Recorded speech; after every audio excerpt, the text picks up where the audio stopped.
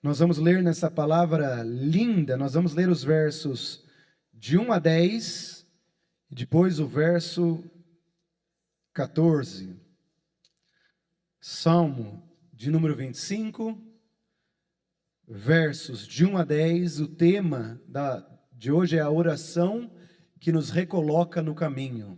A oração que nos recoloca no caminho. Salmo de número 25, versos de 1 a 10, depois o verso 14 diz assim: A ti, Senhor, elevo a minha alma, Deus meu, em ti eu confio.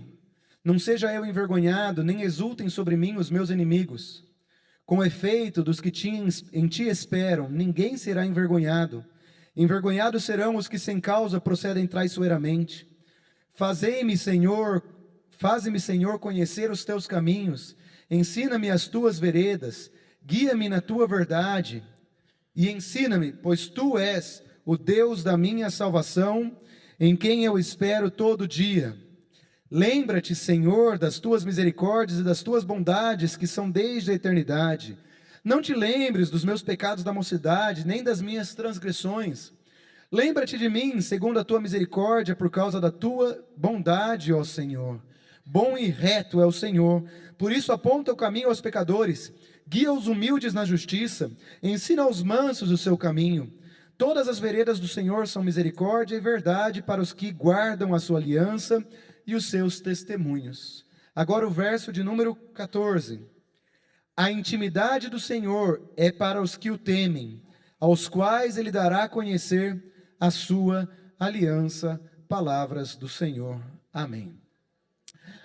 Há momentos na vida em que a direção nos escapa, as certezas se desfazem e o coração vacila.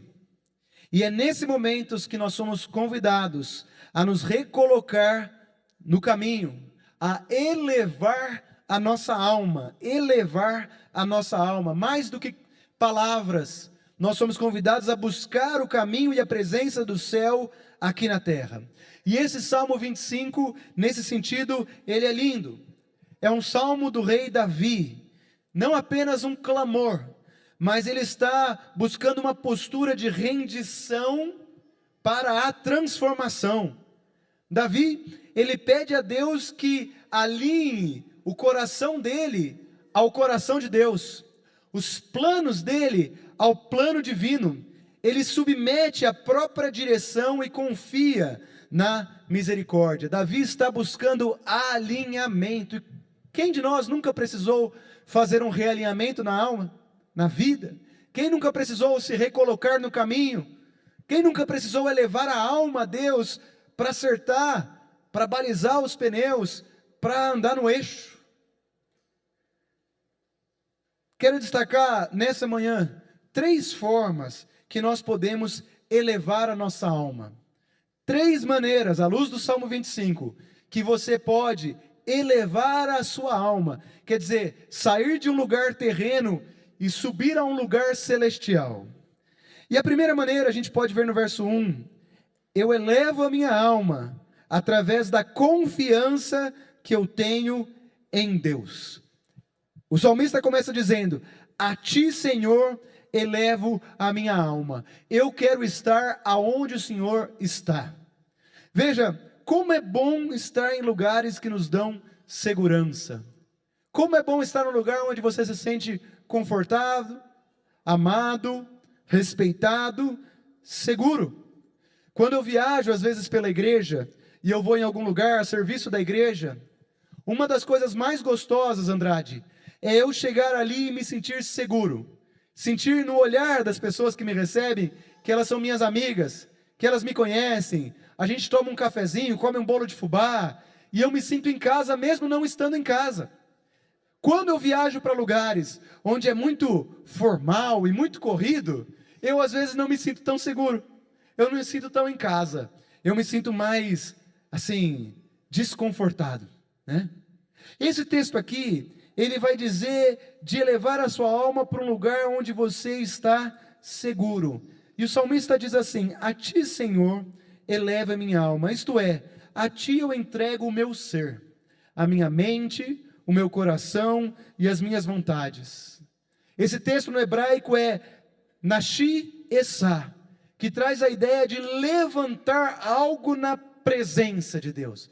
Quer dizer, eu não estou na presença e eu vou levantar-me na presença de Deus. Eu não estou nesse lugar de segurança e acolhida, minha alma está desalinhada, e eu vou colocar a minha alma no lugar certo. É isso que Nashi Esá representa, levantar. É a totalidade do ser. Às vezes, nós estamos num lugar apenas com a razão. Eu estou lá só para ouvir, numa aula, mas eu não estou com as minhas emoções, eu não estou com a minha vontade, eu estou apenas cumprindo minha tabela. Eu tenho que trabalhar para ganhar o dinheiro, eu não estou inteiro ali. Às vezes eu estou num lugar só com a emoção, mas eu estou sem a razão, como no final do campeonato, o time do Paraná está na final do Paranaense, Matheus Morozinho está só com as emoções ali, ele não está com a razão, ele não está entendendo que o time é limitado, brincadeira, o time é bom, entendeu? Não está inteiro, ele está com as emoções, como nesse final de campeonato. Elevar a alma é estar inteiro, fé, razão e emoção. Meu avô, Mauro, ele sempre falava assim: Paulo Júnior, eu desejo para você no seu ministério que você consiga equilibrar fé, razão e emoção, porque com as três você glorifica a Deus. Elevar a alma é estar completo na presença de Deus, é carregar-se, é erguer-se, é como se eu estivesse me colocando na mesa, me oferecendo, me erguendo em direção a Deus. É uma ação deliberada com confiança, porque eu estou me colocando num lugar onde eu confio que é seguro, e por isso que elevar a Deus é, em primeiro lugar, confiar em Deus. Se você está com o coração desequilibrado, essa semana meu coração se desequilibrou um pouco. Eu fiquei abatido com o falecimento da irmã Débora, a esposa do Bira, mexeu comigo. E aí eu precisei, ainda que, claro, a gente sabe que Deus cuida, eu não me desesperei, mas eu me abati. E aí eu precisei me colocar inteiro. E eu comentei hoje pela manhã no Ministério de Louvor, no encontro que nós tivemos, que ontem eu fiz 2 caminhadas com Deus, de 1h30 cada. Uma bem cedinho de manhã, antes de vir para o velório, e uma no final do dia. E foi maravilhoso, porque nessa caminhada, uma eu fui em direção aqui à igreja, e outra, eu moro ali perto do Museu do Olho, eu fui em direção para lá. Lá para onde? Para a casa da Marília e do Lutero. Não sei, eu não sou muito bom de geografia. E nessas 2 caminhadas, eu estava inteiro. Eu chorei, eu raciocinei, eu busquei a Deus, e eu me elevei a minha alma, Maíca. E eu me senti tão feliz, tão inteiro, tão seguro. É como uma criança pequena, e tem aquela multidão, e ela se perde no shopping, e ela quer os braços de quem? Do pai e da mãe. E ela está insegura, inquieta, e ela precisa estar num lugar seguro. E aí ela procura, e a hora que ela vê os braços do pai, o que a criança faz? Ela vai correndo e abraça, ela se eleva, e na hora que ela está nos braços do pai, está tudo em ordem na vida dela. Essa é a oração de elevar a sua alma. É como você abraçar alguém, ou no caso você se sentir abraçado. Em Lucas 10, 27, logo antes de contar a parábola do bom samaritano, Jesus diz assim: amarás o Senhor teu Deus de todo o teu coração, de toda a tua alma, de toda a tua força e com todo o teu entendimento. Em outras palavras, entregarás-se a Deus. Quer dizer, Jesus nos veio salvar assim como o bom samaritano o fez com a pessoa caída. Porque na sequência, Juninho, pastor Juninho, ele conta a parábola do bom samaritano. O que o bom samaritano faz?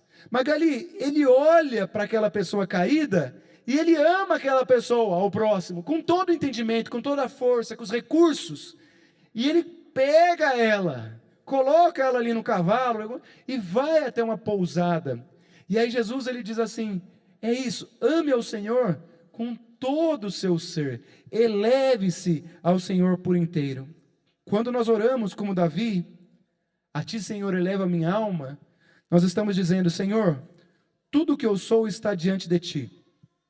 Eu não confio na minha própria capacidade. Dirige os meus passos, sustenta o meu coração, porque a minha alma está em tuas mãos, e Deus quer ouvir os segredos dos nossos corações. Assim diz Provérbios 3:32. Ele quer ouvir a cada um de nós, mas não dá para ouvir com pressa. é elevar o coração, é se acalmar. Deus, ele afronta a falsa intimidade, como nós vemos em Jeremias 23:17 em diante. Ele não gosta de pessoas que vão lá, ele não se agrada de sacrifícios que são feitos só pro forma, que eu faço porque eu tenho que fazer. Deus, ele deseja conhecer os segredos do seu coração, ele deseja conversar com cada um de nós, mas para isso nós temos que nos colocar neste lugar. Então, o primeiro ponto, a oração começa com a rendição e não com a reivindicação. Vou repetir, a oração, ela começa com a rendição e não com a reivindicação. Preste atenção, a oração começa com a rendição, com a confiança, dizendo: Senhor, aqui está a minha alma, eu entrego ela da forma que ela está. Ela pode estar vazia, suja, cansada, machucada, mas ela é tua, porque a oração começa quando o orador reconhece sua total dependência do Senhor. Nashi Essá, a ti eleva a minha alma. Mas não é só a confiança, é também a obediência, porque nos versos 4 e 5 é dito assim: faze-me conhecer os teus caminhos. Eu quero conhecer os teus caminhos, ensina-me as tuas veredas. Olha os verbos aqui: fazer conhecer, ensinar, guia-me na tua verdade, ensina-me. Mais para frente ele vai dizer: aponte o caminho aos pecadores, guie os humildes, instrua sobre o caminho. Quer dizer, eu quero saber o que eu devo fazer, porque as tuas instruções para mim são santas. Davi aqui, ele está clamando por instrução, como os discípulos suplicando a um mestre: dê-me entendimento. Então a verdadeira oração não gira em torno da minha vontade ou da minha fala, mas da vontade de Deus. O Salmo 25, ele é escrito, Luiz, de uma forma acróstica. O que é o acróstico? Cada verso, ele começa com uma letra do alfabeto hebraico, Aleph, Bet, e aí vai, Gimel, ele vai seguindo, é uma poesia. E ela é elaborada de uma forma complexa, porque para conseguir isso, né, é uma pintura, é uma arte que Davi está oferecendo para a igreja hoje, através do poder do Espírito Santo. É um presente. E o acróstico, ele tem um papel didático. Eu não sei se você já participou do cursinho. Tem professores, cadê o Fábio Betts aqui, que fazem alguns acrósticos para lembrar fórmulas, né?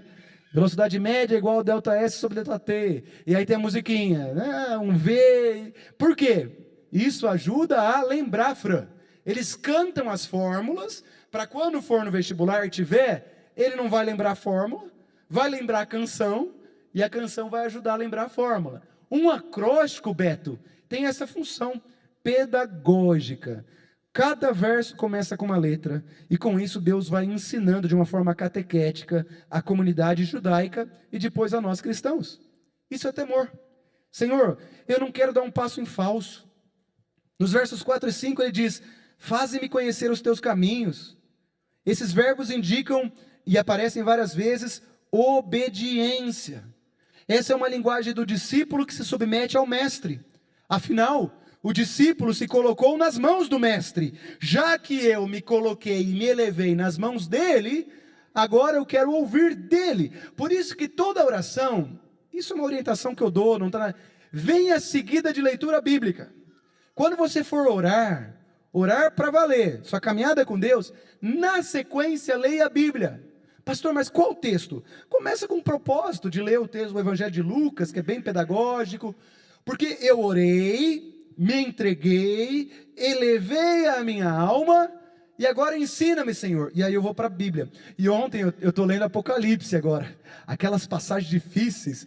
Eu falei: Senhor, Gabriel, que coisa, lindo, me emocionei. Aí eu li Apocalipse. Quer dizer, a oração e a leitura bíblica é quase não tem como quase separar, né?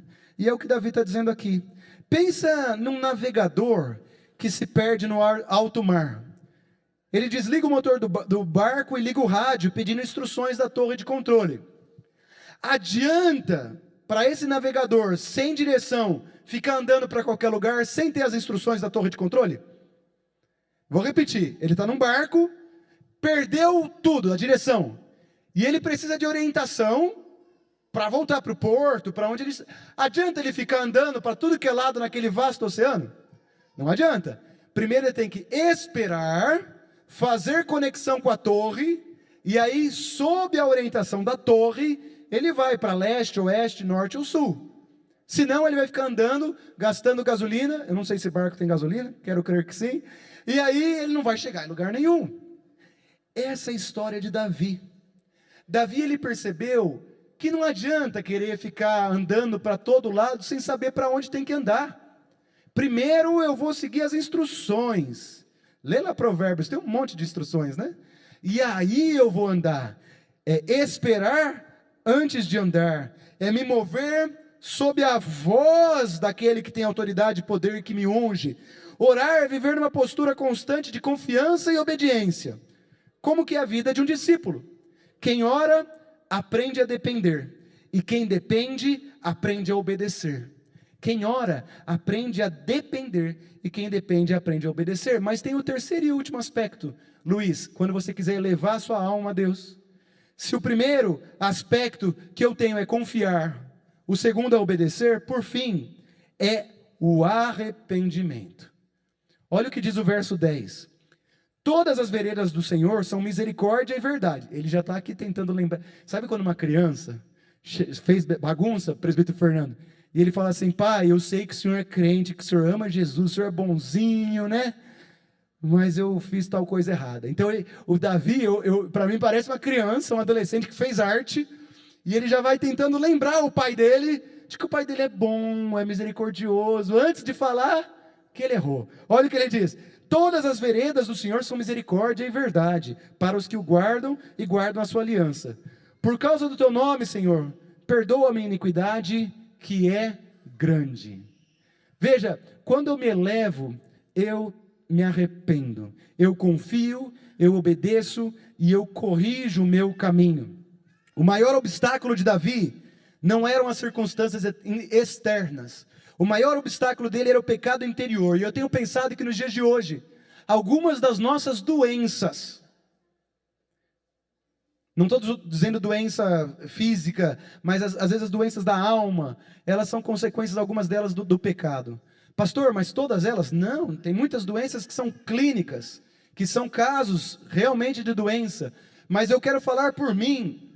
Quando eu comecei a ouvir a voz de Deus, nesse tempo que eu estou aqui em Curitiba, e percebi que eu estava me equivocando em algumas coisas, quando eu corrigi os meus passos, algumas das minhas doenças de cansaço físico que eu estava, elas foram sendo saradas, porque a Bíblia vai dizer, e isso não dá para negar, que algumas das doenças são consequências do pecado, algumas, tá bom? Você que sofre com depressão, com ansiedade, com pânico, isso é um problema nosso, que a gente precisa tomar o remédio, precisa de cuidado terapêutico, isso é inegável.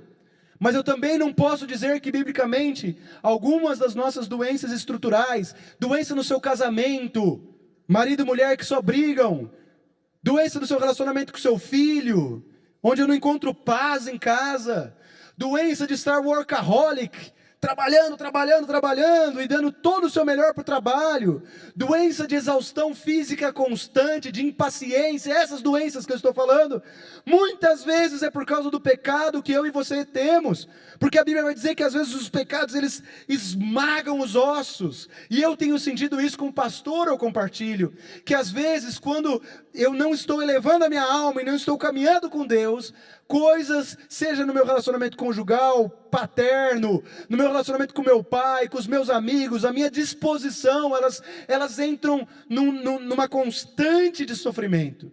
E quando eu vou lá e elevo a minha alma, eu me sinto literalmente curado, um bálsamo. Ele vem sobre a minha cabeça, desce e me restaura e renova. Então eu quero dizer para você, quando você tiver um tempo com Deus, fala: Deus, se há algo que eu estou fazendo pode estar corroborando para às vezes crise no meu casamento, crise na minha criação dos filhos, crise de relacionamento, então eis-me aqui. Como salmista eu digo: ensina-me, guia-me, orienta-me, informa-me, conduz-me. Ontem a minha oração com Deus foi: Deus, eu preciso que o Senhor me ajude a dar os passos, porque se não for no poder do teu Espírito eu não quero. Hoje com o louvor eu falei: eu não quero que essa igreja cresça, se ela for crescer só nos ombros de poucos, porque isso se torna insustentável. Amanhã a gente está esgotado, tem crises e não se sustenta. Se for para crescer, vamos todos crescer, vamos todos chegar e elevar-nos ao Senhor, porque daí é um crescimento do Espírito. E eu orei, Maria Alice, eu falava: Senhor, como eu quero crescer no Senhor, como eu quero desejar ardentemente ao Senhor, mas isso não vai vir da minha força de vontade, não vai vir da minha capacidade, mas vai vir se o seu Espírito Santo me tocar. E eu quero ser tocado pelo Senhor, eu quero ser alcançado pelo Senhor, eu quero ser alguém melhor para mim mesmo, porque eu sou um filho amado do Senhor. Eu quero cuidar de mim, eu quero cuidar da minha esposa, que é a pessoa que eu mais amo, dos meus filhos, eu quero cuidar das pessoas com as quais eu convivo. O salmista aqui, ele vai se entregar ao Senhor, confiando, ele vai se entregar ao Senhor, buscando orientação, e ele vai se arrepender. Quando Deus nos põe para esperar na oração, Ele nos põe para olhar para o nosso coração, analisar a nossa vida, confessar os nossos pecados. Davi, ele declara que todas as veredas do Senhor são misericórdia. Davi sabia que nem sempre ele guardou o caminho do Senhor. Leia o Salmo 51 para ver, né? Ele se arrepende. Uma pessoa que ora e confessa seus maus caminhos é uma pessoa alcançada pela graça de Deus, porque é Deus quem nos dá a conhecer a sua aliança. É isso que ele diz no verso 14. A intimidade do Senhor é para os que o temem, aos quais ele dará a conhecer a sua aliança. Eu quero concluir. Como elevar ao Senhor a sua alma? Como ter a intimidade com o Senhor? Você teme ao Senhor? Quem é Deus para você? Eu quero ler 2 versículos preciosos que vão contribuir nessa homilia. Isaías 30, 21. Diz assim: quando te desviares para a direita, e quando te desviares para a esquerda, desequilibrar, né? Os teus ouvidos ouvirão atrás de ti uma palavra dizendo: este é o caminho, andai por ele. Como eu desejo isso. Se meu pé se desviar para a esquerda, se meu pé se desviar para a direita, como eu quero, Marcos, ouvir uma voz que diz assim: este é o caminho, andai por ele. E tem Amós 3, verso 7, que diz assim: certamente o Senhor Deus não fará coisa alguma sem primeiro revelar o seu segredo aos seus servos, os profetas. Eu não sei de você, mas nessa vida, presbítero Wellington, Diná, eu desejo, você já pensou conhecer os segredos de Deus? Deus chegar perto de você e falar assim: eu quero te contar algo especial. Deus, ele deseja falar aquilo que vem do coração dele. Elevar o coração tem a ver com ser acolhido, direcionado e lavado. Elevar o coração é tirá-lo de um lugar e colocá-lo num outro lugar. Elevar-se em oração é mudar de lugar, do vazio e do caos para a presença plena. Certa vez, 2 passarinhos estavam conversando no alto de uma árvore, e eles estavam observando seres humanos. E um passarinho perguntou para o outro assim: por que os seres humanos correm de um lado para o outro sem parar? E o outro passarinho disse assim: é porque eles não têm um Deus igual ao nosso. O nosso cuida de nós, o deles parece que não cuida. Você quer ouvir a voz de Deus? Eu vou falar muito sobre oração ao longo dos próximos domingos. O Salmo 25 ensina que a oração é elevar-se ao Senhor com confiança, obediência e arrependimento. Com isso você coloca-se alinhado no caminho de Deus e você se coloca nos caminhos de Deus novamente. Comece declarando que você não sabe o caminho. Não confie na sua própria sabedoria, mas na sabedoria do Senhor. Porque quando um coração se curva, a alma se alinha. Porque Deus não rejeita um coração quebrantado. Quando a sua alma estiver inquieta, querido irmão e irmã, por qualquer razão, quando seus caminhos parecerem confusos, eleve a sua alma ao Senhor, não apenas para pedir, mas para se render, não apenas para ser ouvido, mas para ser moldado. É isso que nós vemos em Jeremias 29, 12. Hoje, Deus nos convida a este lugar de entrega, onde a sua voz nos guia, sua misericórdia nos restaura e sua verdade nos ilumina. Que Deus abençoe. Amém.